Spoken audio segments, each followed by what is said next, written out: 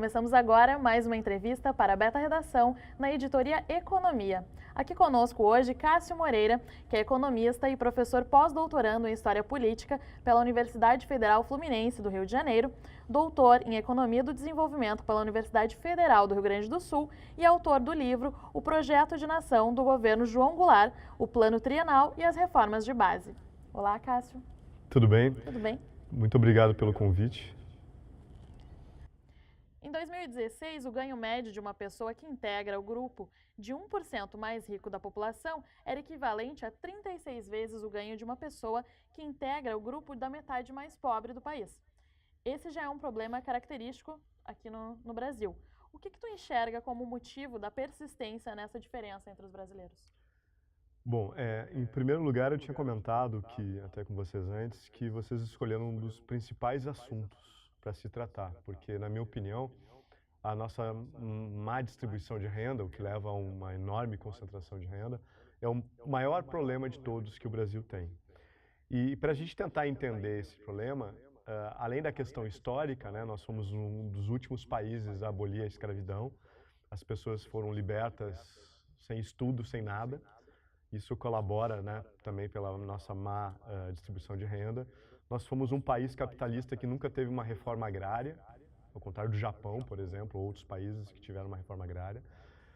Nós temos desde problemas do grande latifúndio, então várias coisas até o nosso processo de industrialização colaboraram para essa concentração de renda. Então o Brasil hoje, só para vocês terem uma ideia, se a gente pegar dados do IBGE lá de 2000, você sabe quanto para estar entre os 10% com uma renda mensal, está entre os 10% mais ricos do país? Lá em 2000, ou seja, 19 anos atrás, com R$ 2.700, tu estava entre os 10% mais ricos. Se eu fosse atualizar esse valor para 2017, 2018, eu estaria em torno de uns 6.600 aproximadamente, para ter entre os 10% mais ricos. Então, para vocês perceberem a gravidade da situação, o Brasil é um dos países mais desiguais do mundo. Nós estamos entre os 10 países, se não me engano, na 9ª posição, da pior distribuição de renda. Então, todas as políticas que envolvem essa questão têm que ter prioridade no sentido de tentar atenuar e diminuir essa distribuição de renda.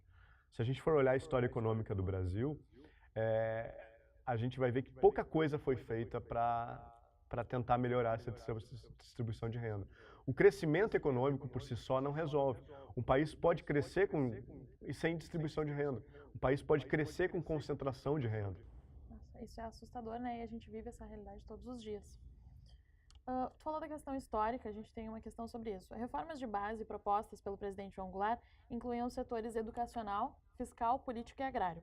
Na época, elas deveriam conduzir à redução das desigualdades. Se feitas hoje, elas produziriam o mesmo resultado. Quais seriam, digamos, as reformas de base a serem feitas atualmente para reduzir essas diferenças todas que a gente estava falando? E se já tem algo nesse sentido que tu enxerga que esteja funcionando ou que possa ser reforçado?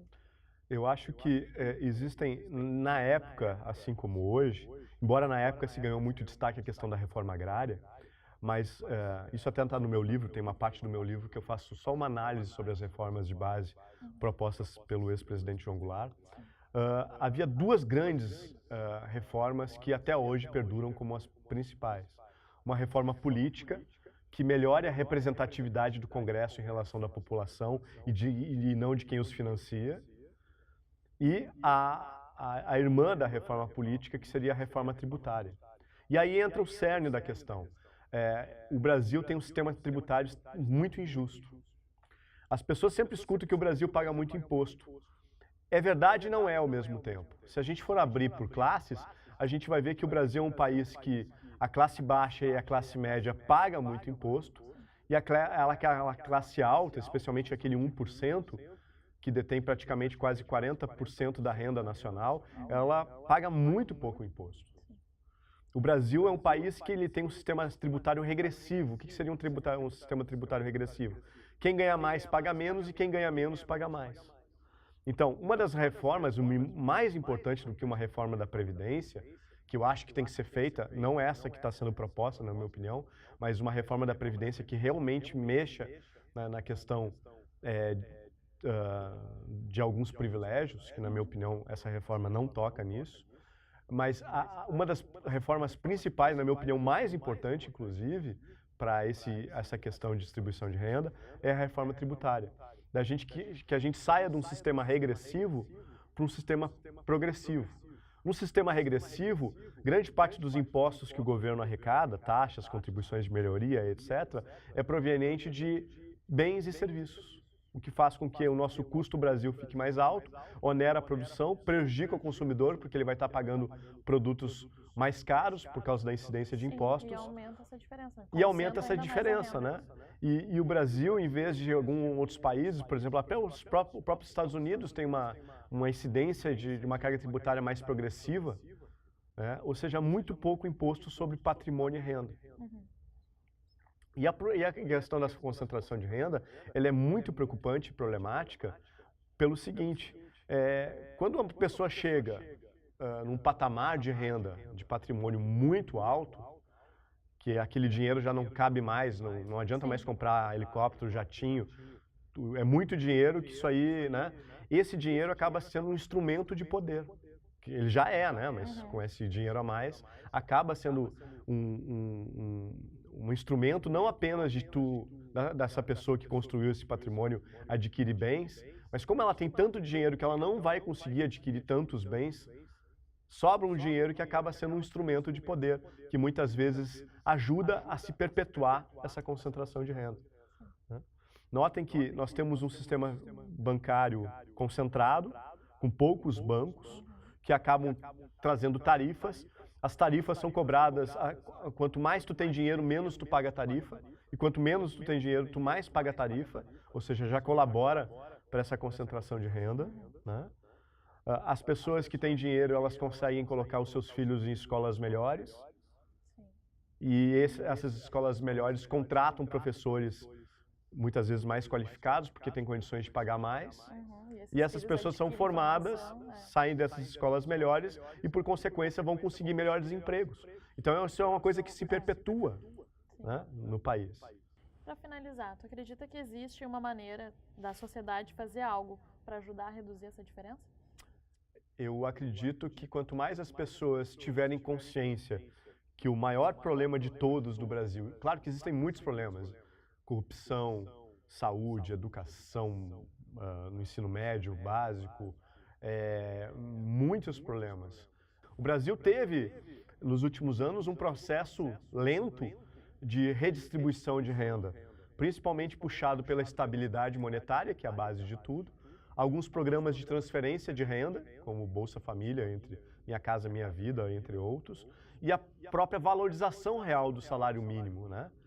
E só que de uns tempos para cá, a partir da crise que a gente teve em 2016, 2015, 2016, 2017, enfim, essa leve melhora na distribuição de renda começa a piorar.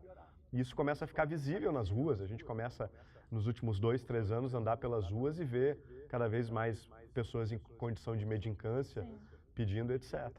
Por isso que eu digo, enquanto o brasileiro não tomar para si trazer para a pauta a discussão que o grande problema de todos é a distribuição de renda e que a violência ela está muito associada com a questão da droga e também com a questão da má distribuição de renda e a própria corrupção também, né? Sim, está intimamente ligada a isso. A corrupção, na minha opinião, não é a causa, é uma consequência, porque ela existe em outros países e ela existe há muito tempo no Brasil. A corrupção é uma consequência de uma sociedade cada vez mais desigual, tanto desigual em cultura, em educação, né, e igualdade de oportunidades. Por isso que, além dessa questão do cidadão tomar consciência que o maior problema de todos, para nós encaminharmos para o desenvolvimento, é a nossa péssima distribuição de renda.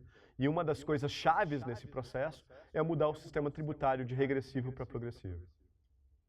Essa foi mais uma entrevista para a Beta Redação na editoria Economia, com supervisão do professor Pedro Osório, apoio de Renata Cime e suíte de Lucas Reis.